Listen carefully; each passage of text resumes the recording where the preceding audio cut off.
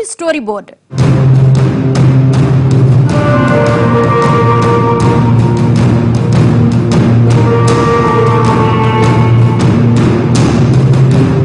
రెండేళ్ల పాలనతో ఆవిర్భావ సంబరాలు అంబరాన్ని తాకేలా జరుపుకుంటోంది తెలంగాణ. విభజన తర్వాత నవనిర్మాణ దీక్షతో ముందుకెళ్తోంది ఆంధ్రప్రదేశ్. ఒకే నిర్ణయం, ఒకే సమయం, కానీ రెండు రాష్ట్రాల్లోనూ విభిన్న భావోద్వేగాలకు వేదికైంది. బంగారు తెలంగాణ భవిష్యత్తు కోసం ఒకరు ఆరాటపడుతుంటే బాధ్యతల్ని సమర్థంగా నెరవేర్చడం కోసం ఒకరు పోరాటమే చేస్తున్నారు.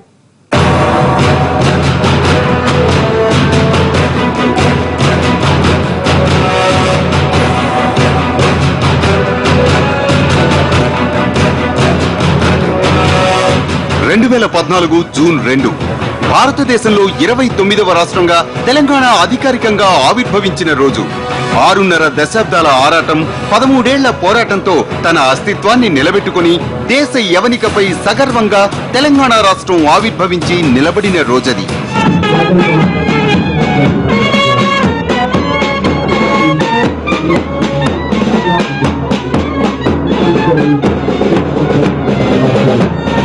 రాష్ట్ర తొలి ముఖ్యమంత్రిగా కేసీఆర్ ప్రమాణ స్వీకారంతో తెలంగాణ ప్రస్థానం మొదలయ్యింది. కోటి రతనాల వీణగా దాశరథి కొనియాడిన తెలంగాణ స్వతంత్ర రాష్ట్రంగా తన ప్రయాణాన్ని మొదలుపెట్టింది. నేను కల్వకుంట్ల చంద్రశేఖరరావు అనే నేను శాసనం ద్వారా నిర్మితమైన భారత రాజ్యాంగం పట్ల నిజమైన విశ్వాసం, విధేయత చూపుతానని. ఇప్పుడు ఆ ప్రయాణం 2 ఏళ్లు పూర్తి చేసుకుంది.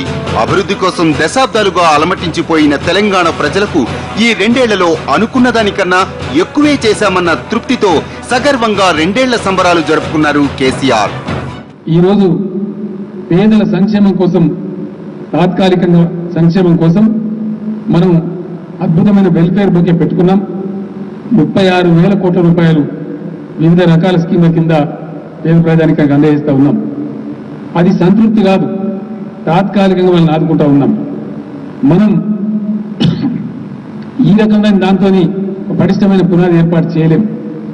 ఆ పేదలు తమకాలను తాము నిలబడే పరిస్థితి రావాలి, వాళ్ళు స్వావలంబన సాధించే దిశగా పోవాలి. ఇక అదే 2014 జూన్ 2న విభజన ప్రక్రియ అధికారికంగా పూర్తయి 13 జిల్లాలతో నవ్యాంధ్రప్రదేశ్ ఆవిర్భవించింది. రాజధాని కూడా రాష్ట్రాన్ని ముందుకు నడిపించే బాధ్యతల్ని ఆనాడు చంద్రబాబు భుజానికెత్తుకున్నారు. ఆంధ్రప్రదేశ్ కు తొలి ముఖ్యమంత్రిగా ప్రమాణ స్వీకారం చేశారు. నారా చంద్రబాబు నాయుడు అనే నేను శాసనం ద్వారా నిర్మితమైన భారత రాజ్యాంగం పట్ల నిజమైన విశ్వాసం, విధేయత చూపుతానని. కేసీఆర్ ప్రమాణ స్వీకారం చేసే నాటికి తెలంగాణ ప్రజల్లో ఎన్నో ఆశలున్నాయి. ఇక చంద్రబాబు ప్రమాణం చేసే నాటికి ఏపీ జనుల గుండెల్లో ఎన్నో భయాలు గూడు కట్టుకుని ఉన్నాయి. తెలంగాణకు ఆర్థికంగా వెన్నుదన్నుగా హైదరాబాద్ ఉంది, కానీ ఏపీకి కనీస రాజధాని కూడా లేదు. అందుకే ఒక్కో అంశంలోనూ ఆచితూచి అడుగులేస్తూ వచ్చారు చంద్రబాబు నాయుడు. కష్టాలు, బాధ్యతల ముళ్లబాటలో 2 ఏళ్ల ప్రయాణాన్ని తలచుకుంటూ భవిష్యత్తును తీర్చిదిద్దుకోవాల్సిన బాధ్యతను గుర్తు చేసుకుంటూ ఇప్పుడు నవనిర్మాణ దీక్షకు శ్రీకారం చుట్టారు. ఎవరి మీద యుద్ధం చేస్తారు? తెలుగు జాతి పైన మీరు యుద్ధం చేస్తారా? ఎవరిపైన యుద్ధం చేస్తారు? ఇది న్యాయమా అని ఆ రోజు నిలదీశాను, కానీ పట్టించుకోలేదు. ఢిల్లీలో ఒక వార్ రూమ్ పెట్టారు.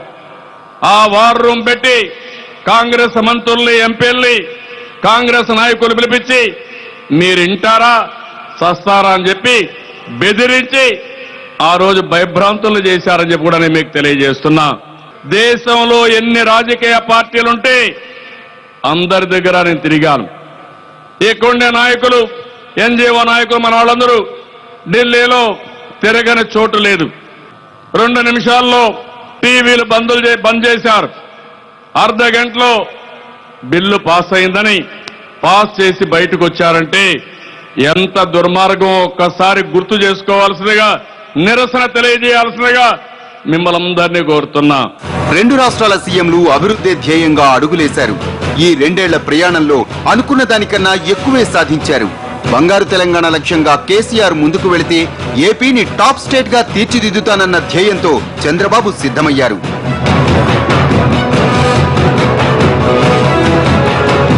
జూన్ 2 తెలంగాణ ప్రజల గుండెల్లో చిరస్థాయిగా గుర్తుండిపోయే రోజుగా సంబరాలు జరుపుకుంటున్నారు ప్రజలు.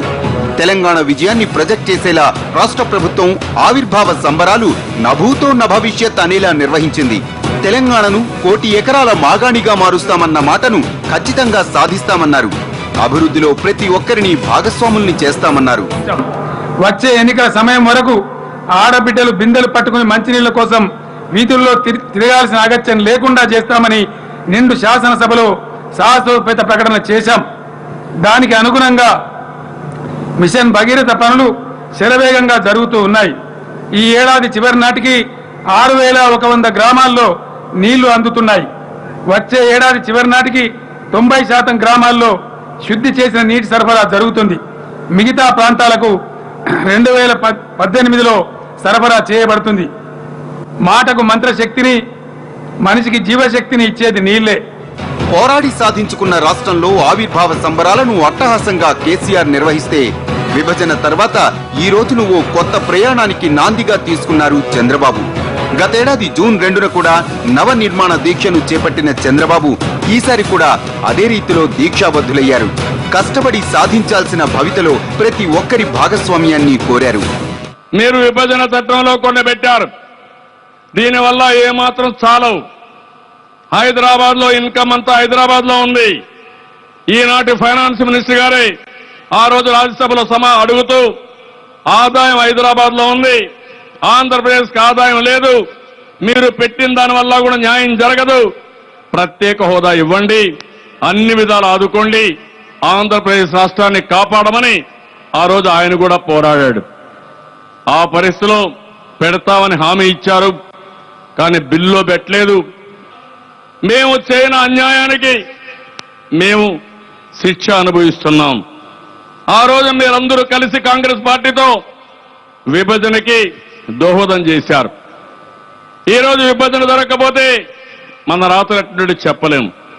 కానీ ఈ రోజు చేయాల్సింది అందరూ కలిసి అన్ని రాష్ట్రాలతో సమానంగా పైకొచ్చే వరకు మనకు న్యాయం చేయాల్సిన అవసరం ఉంది. ఇలా ఇద్దరూ అసాధ్యులే, ఇద్దరూ రాజకీయ చతురులే.